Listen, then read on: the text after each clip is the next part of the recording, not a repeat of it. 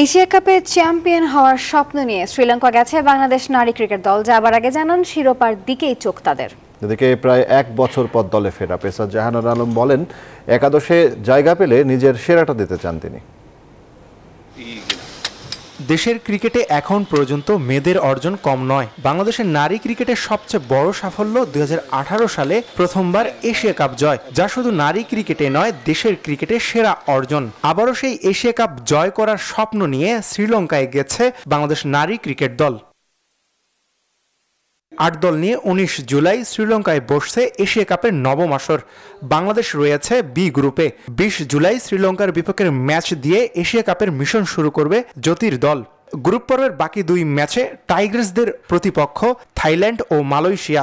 দেশ ছাড়ার আগে জাতীয় দলের অধিনায়ক নিগার সুলতানা জ্যোতি জানান, শিরোপা জয়ের জন্যই মাঠে নামবেন তিনি। টিম ওয়াইজ প্ল্যান করে পারফর্ম করে যেন পারফর্ম করতে পারে, সেটাই হলো সবথেকে বড় বিষয়। এবং ব্যাটিং ইউনিটটা যদি আমি বলবো যদি ক্লিক করতে পারে, ডেফিনেটলি আমাদের ভালো কিছু করার সম্ভাবনা থাকবে। অন্যদিকে প্রায় 1 বছর পর জাতীয় দলে ফেরা পেসার জাহানারা আলম বলেন, একাদশে সুযোগ পেলে বল হাতে দারুণ কিছু করতে চান। সবশেষ ডিপিএলে 9 ম্যাচের সর্বোচ্চ 25 উইকেট শিকার করেন এই বোলার। যদি ম্যাচ খেলার সুযোগ পাই এবং প্রত্যেক ম্যাচে ভালো পারফরমেন্সের মাধ্যমে যেন টিমে জয়ে কন্ট্রিবিউট করতে পারি। 28 জুলাই শিরোপা নির্ধারণী ম্যাচের মধ্য দিয়ে পর্দা নামবে এশিয়া কাপের। আসমাউল মুত্তাকিন, নিউজ 24, ঢাকা।